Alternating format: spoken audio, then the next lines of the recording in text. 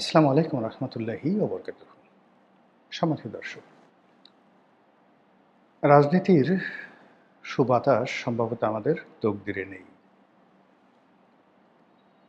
হঠাৎ করে আমাদের দেশের বিভিন্ন রাজনৈতিক পট পরিবর্তন হয়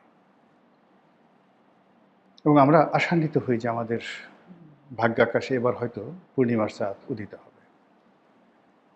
পরবর্তীতে দেখা গেল যে এরকম একটা পরিবেশ পরিস্থিতি তৈরি হয়। আমরা তখন হাহাকার করে বলি যে আগেই তো ভালো ছিলাম। ক্রমান্বয়ে আমাদের সব কিছুর যে অবনতি হচ্ছে, নীতি, নৈতিকতা, চিন্তা, চেতনা, চরিত্র, আশা, আকাঙ্ক্ষা, কামনা, বাসনা সব কিছু ধীরে ধীরে এটা পতনের দিকে যাচ্ছে। আমরা যখন শৈশব কাটাতাম, আমাদের গ্রামে বেশিরভাগ গ্রামে ৩ থেকে ৪ জন মুরুব্বি থাকতেন এবং অনেক ভালো মহিলাও ছিলেন। গ্রামের সমস্ত মহিলারা তাদের টাকা পয়সা, সোনা গহনা তাদের কাছে জমা রাখতেন। পুরুষেরা তাদের টাকা পয়সা তার কাছে জমা রাখতেন। আবার ৪ বছর ৫ বছর আসতেন। এর মধ্যে তিনি যদি মরেও যেতেন, আজ পর্যন্ত শুনিনি যে গ্রামে যাদেরকে বিশ্বাস করা হতো, তারা কেউ বিশ্বাসে অন্যথা করেছে। এমনকি যারা সুদের ব্যবসা করতেন, বিশেষ করে কর্মকার সম্প্রদায়ের যারা লোকজন, তারা গহনা-গাঁটি বন্ধক রাখতেন, সুদে টাকা দিতেন। ছোট্ট একটা খাতায় নিজেরা লিখে রাখতেন, এই গহনা নিয়েছি অমুকের কাছ থেকে, উনি এটার বিনিময়ে ৫০০ টাকা নিয়েছে, প্রতি মাসে আমাকে এত টাকা দেবে। আজ পর্যন্ত সেই এখনকার এই যুগ হয় না, কিন্তু যতদিন আমি ছোটোকালে সেই ৭০-এর দশক ৮০-র দশক পর্যন্ত আমি বলতে পারি, কখনো কোনো গ্রাহক মানে যারা এখন ধরেন আমরা ব্যাংক থেকে লোন নিচ্ছি বা অমুকের কাছে লোন নিচ্ছি, কিন্তু এরকম স্বর্ণকারের কাছে স্বর্ণ বন্ধক রেখে প্রতারিত হয়েছে আমি আমার জীবদ্দশায় শুনিনি। অর্থাৎ এই মানুষগুলো সমাজে ছিল। কিন্তু এখন ব্যাংকের অ্যাকাউন্ট থেকে টাকা নিয়ে যাচ্ছে। ছোট ছোট অসংখ্য এনজিও থেকে বড় বড় এনজিও, সে ব্র্যাকের মতো এনজিও মানুষকে টার্গেট করে সর্বনাশ করে দিচ্ছে। এবং এই সমাজে গরিবের রক্ত চুষে যেভাবে একজন মানুষ বড় হতে পারে, গরিবের রক্ত চুষে যেভাবে একটা মানুষ তাড়াতাড়ি ধনী হতে পারে, এটা অন্য কোনো ব্যবসা বাণিজ্য দ্বারা সম্ভব নয় এবং পৃথিবীর অন্য কোনো দেশে সম্ভব নয়।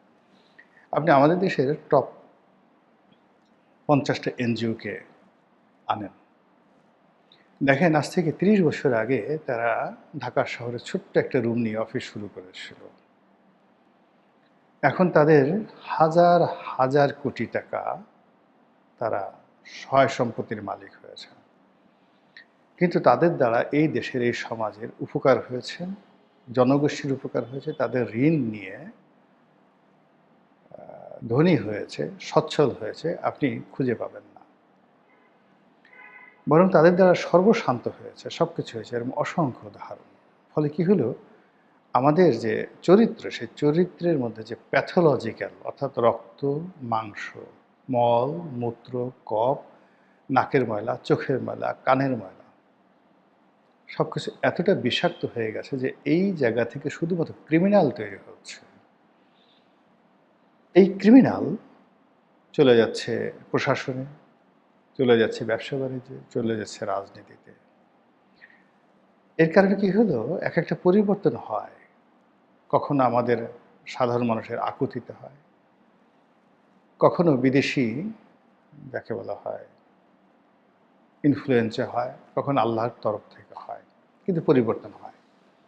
কিন্তু ওই যে প্যাথোলজিক্যাল যে আমাদের যে পরিবর্তন, সেই প্যাথোলজিক্যাল পরিবর্তনের কারণে আমাদের আসলে সামগ্রিকভাবে আমাদের দেশের কল্যাণ হয় না, বরং অতীতের চেয়ে পরিস্থিতি খারাপ হয়। তো এরই ধারাবাহিকতায় দেখুন শেখ হাসিনার পতন হলো। শেখ হাসিনার জমানাতে তার সমালোচনা করেছি, কিন্তু পতনের পরে আমরা ডক্টর মোহাম্মদ ইউনূসের যে 18 মাসের শাসন, এই দুর্বিষহ শাসনে আমরা যা কিছু দুর্ভোগ দুর্দশার শিকার হয়েছি, যে কষ্ট পেয়েছি, সেই কষ্টের সঙ্গে আপনি শেখ হাসিনার জমানার 17 বছর চিন্তা করেন, 17 মাস ভার্সেস 17 বছর, মনে হবে নস্যি। এই 17 মাস আমাদের জন্য বিভৎস ছিল। আমরা আবার হাহাকার করেছি, ভালো একটা নির্বাচন চেয়েছি, সবাই আসুক, এমনকি আমরা অনেক আওয়ামী লীগের একটা রিফাইন্ড আওয়ামী লীগ যে সকল ক্রিমিনাল রয়েছে তাদেরকে বাদ দিয়ে একটা রিফাইন্ড আওয়ামী লীগ আমরা চেয়েছি। কিন্তু আমরা কি সেটা পেয়েছি? এই সরকার নতুন ক্ষমতায় আসছে, এদের যে কর্মকাণ্ড, চালচলন, সিদ্ধান্ত যা কিছু হয়েছে সব কিছুই মনে হচ্ছে লোক দেখানো, লোককে খুশি করার জন্য, বাহাবা পাওয়ার জন্য, তালি পাওয়ার জন্য। জোরসে তালিয়া বাজাও বাচ্চ, জোরসে তালিয়ে বাজাও, সিদ্ধান্ত সমূহ এরকম মনে হচ্ছে। তারপর সরকারে যে সকল পাত্র পাত্রী আসছেন, নায়ক আসছেন, নায়িকা আসছেন, ভিলেন আসছেন, কোনোটার মধ্যে আমরা স্বস্তি খুঁজে পাচ্ছি না। প্রশাসনে সেই দলবাজি, 2001 থেকে 2006 সন শাসন, যে ওই শাসনে যাদের কারণে বিএনপির পতন হয়েছিল, যে সকল দুর্নীতিবাজ রাজনীতিবিদ, যে সকল দুর্নীতিবাজ সরকারি আমলা কামলা, যে সকল দুর্নীতিবাজ সামরিক কর্মকর্তা, যে সকল দুর্নীতিবাজ ব্যবসায়ী, দেখেন তো তাদের একজন, একটু চোখ বুজে দেখেন তো একজন বাদ পড়ছে কিনা। কেউ যদি মরে গিয়ে থাকে, তার মেয়ে তার ছেলে এখানে এসে জায়গা করে নিয়েছে। কেউ যদি চাকরি থেকে ওই আমলে রিটায়ার্ড করে থাকে, সে এখন এই সময়টাতে এসে আগে সচিব ছিল, এখন আরও বড় পদে যোগদান করেছে। আগে এসপি ছিল, এখন আইজির চেয়ে ক্ষমতা দেখাচ্ছে। আগে মেজর ছিল, এখন সেনাপ্রধানের চেয়ে বেশি ক্ষমতা দেখাচ্ছে। কোনো পরিবর্তন আছে? আগে ব্যবসা করতো, সেই ব্যবসা বাণিজ্য সব দেউলিয়া হয়ে গেছে, এখন দেখা গেল সে বাণিজ্য উপদেষ্টার মতো সরকার উপদেশ দিচ্ছে। এভাবে আসলে যে যে লাউ সেই কদু বলা ঠিক হবে না, বরং আগে মানে পেট এমন খারাপ ছিল, যদি প্রকৃতির ডাক আসতো বাথরুমে দৌড়ে যাওয়া যেত। এখন মাশাল্লাহ পরিস্থিতি এমন উন্নত হয়ে গেছে, বিছানাতেই ফত, ওখানে সব কিছু, এরকম একটা পরিবেশ পরিস্থিতি তৈরি হয়ে গেছে। সেকেন্ডলি, আগে যারা ছিল তাদেরকে মোটামুটি দৃশ্যমান দেখা যেত, কথা শোনা যেত, চলা যেত, একটা লেভেল ছিল। বদমাইশি করলেও বদমাশদের একটা লেভেল ছিল। সেই আমলের মুরগি মিলন, সেই আমলের টুকাই সাগর, সেই আমলের কালা জাহাঙ্গীর। এখন কি হচ্ছে? এখন তো এদের নাম নাই, মানে আস্তে ব্লেড যেভাবে আপনাকে কেটে দেয় ঠিক ওইভাবে কেটে দিচ্ছে, ক্ষতি হয়ে যাচ্ছে। কিস্তিতে চাঁদা গ্রহণ করা হচ্ছে, চাঁদাবাজি করা হচ্ছে, তাও কিস্তিতে। ফাজলামোর একটা সীমা আছে। সারা বাংলাদেশে মানে এমন সব ঘটনা ঘটছে, না নায়ক খুঁজে পাওয়া যাচ্ছে, না নায়িকা খুঁজে পাওয়া যাচ্ছে, ভিলেন খুঁজে পাওয়া যাচ্ছে, কিন্তু সর্বনাশ হয়ে যাচ্ছে। অনেকটা ভৌতিক, ভূতের মতো করে লোকজন কাজ করছে। আর যে সমস্ত লোকজনকে আমরা দেখছি সামনে, অবস্থা দৃষ্টি মনে হচ্ছে যে বাঘের বিক্রম যার হওয়া উচিত, প্রকৃতপক্ষে তিনি বাঘ নন। যার ঘোড়ার মতো দুধর্ষ বেগে ছুটে চলা উচিত, তিনি আসলে ঘোড়া নন। এইভাবে বিভিন্ন বড় পদ পদবিগুলোতে যা হওয়ার দরকার, যেভাবে দেখা দরকার, যেভাবে শোনা দরকার, যে আওয়াজ হওয়া দরকার, প্রত্যেকটা জিনিসই এলোমেলো হয়ে গেছে। ফলে কি হলো, ময়ূর কাকের মতো ডাকছে, কাক চড়াই পাখির মতো তিড়িং বিড়িং করছে, চড়াই পাখি তেলাপোকার মতো উড়ার চেষ্টা করছে। এরকম বিসাদৃশ্য এবং দৃষ্টিকটু বিষয়াদি আমরা দেখতে পাচ্ছি। ফলে এই অল্প কয়েকদিনের মধ্যে আমরা যাকে বলা হয় যে স্বপ্ন, আমাদের যে স্বপ্ন ছিল সেই স্বপ্ন ভঙ্গ হয়ে গেছে। যে মোহ ছিল, কামনা ছিল, বাসনা ছিল, এভরিথিং ইজ ট্রাম্বলিং উইথ ফিয়ার। ভয়ে সব কিছু থরথর করে কাঁপছে। এভরি আইটেমস, আইটেমস এস হবে না, every item use to spreading the smell that called obnoxious, not bad smell. এখানে আমি অবনক্সিয়াস, এমন বাজে দুর্গন্ধ বের হচ্ছে যেটা ভাষায় প্রকাশ করা যায় না। এই জিনিসগুলো হচ্ছে। এর সঙ্গে সঙ্গে বৈশ্বিক আবহাওয়া, পৃথিবীর যে আবহাওয়া, এটা নষ্ট হয়ে গেছে। এক, ইউক্রেন যুদ্ধ এবং করোনা শেখ হাসিনা সমস্ত অর্জনকে ধুলিয়ে মিশিয়ে দিয়েছে। আবার এই ইরান এবং আমেরিকা যে যুদ্ধ আমাদের সমস্ত প্রাপ্তি, সমস্ত আশা আকাঙ্ক্ষা তছনছ করে দিয়েছে।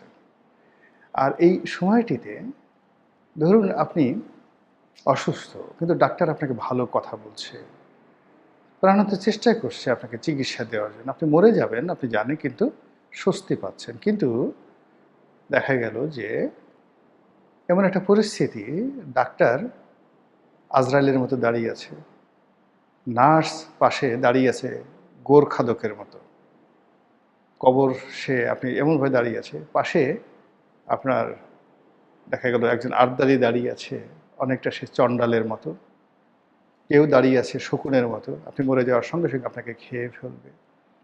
তখন জীবনের শেষ প্রান্তগুলো একটা মানুষের কাছে যেভাবে দুর্বিষহ হয়ে পড়ে, তেমনি যখন প্রাকৃতিক বিপর্যয় হয়,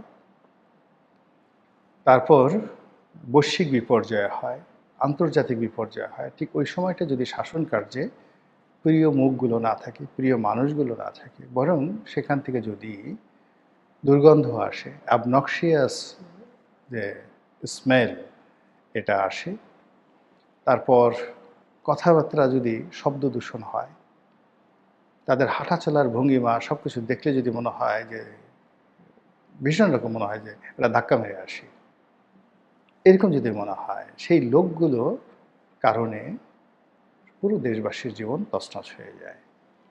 আমাদের দেশে কি হচ্ছে না না হচ্ছে আমার কিচ্ছু বলার দরকার নেই, আপনারা চারিদিকে তাকান এবং অনুধাবন করার চেষ্টা করেন। আমি শুধু যেটা বলি যে প্রকৃতি মানে আল্লাহ রাব্বুল আলামিন তার প্রকৃতি এবং পরিবেশের মাধ্যমে কখনো মানুষকে শান্তি দেন, আর কখনো মানুষের অশান্তিকে আরও প্রবল আকার ধারণ করেন।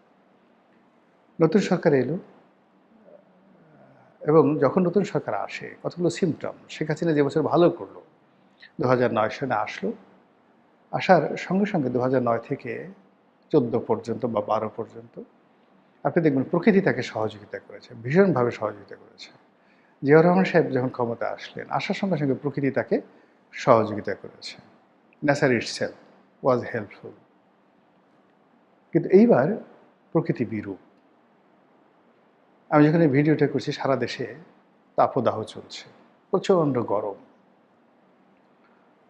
যখনই গরম চলছে বিদ্যুৎ দরকার হবে, বিদ্যুতের জন্য জ্বালানি দরকার হবে, জ্বালানির জন্য টাকা লাগবে, কোনোটাই তো আমাদের এখন পর্যাপ্ত নেই।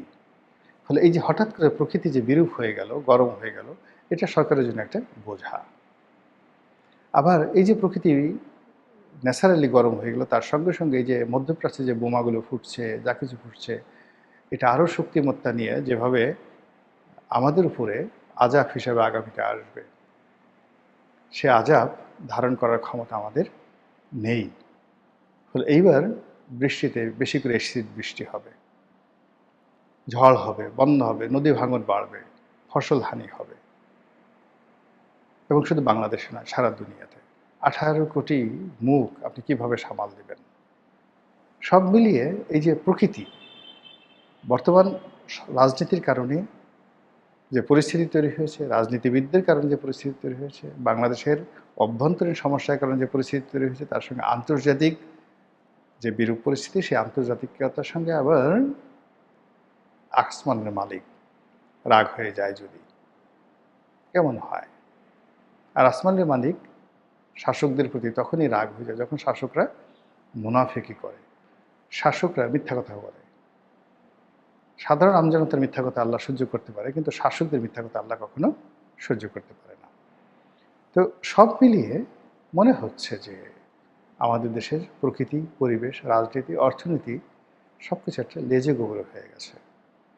মহান আল্লাহ আমাদের সবাইকে হেদায়েত দান করুন এবং হেফাজত করুন। আসসালামু আলাইকুম ওয়া রাহমাতুল্লাহি ওয়া বারাকাতুহু।